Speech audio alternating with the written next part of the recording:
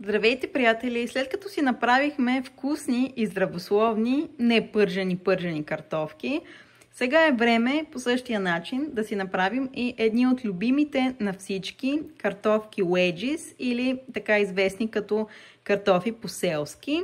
Това са ни необходимите продукти и разбира се, ще ги направим отново без мазнина в нашия любим уред на гореща пара, а именно Air Fryer. Да започваме. Първата ни стъпка е да обелим картофите и да ги оставим в студена вода, за да не почернеят.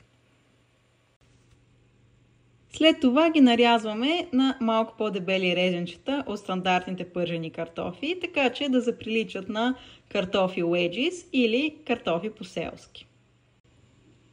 И отново ги оставяме в купата със студена вода.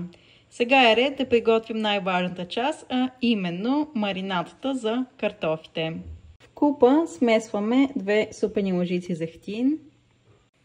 Добавяме червен пипер на вкус, в случая аз добавих лют такъв. Малко черен пипер на вкус. И риган по желание. Сол, разбира се. И нарязваме и няколко скелитки чесън, които ще добавим към сместа. Разбъркваме добре всички съставки. Има необходимост да добавим още малко зехтин.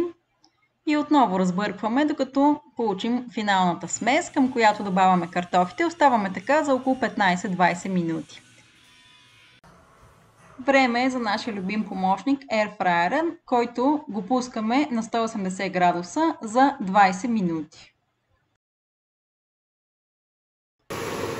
Като минат 5 минути, отваряме и разтърсваме кошницата. След още 5 минути отново правим същото.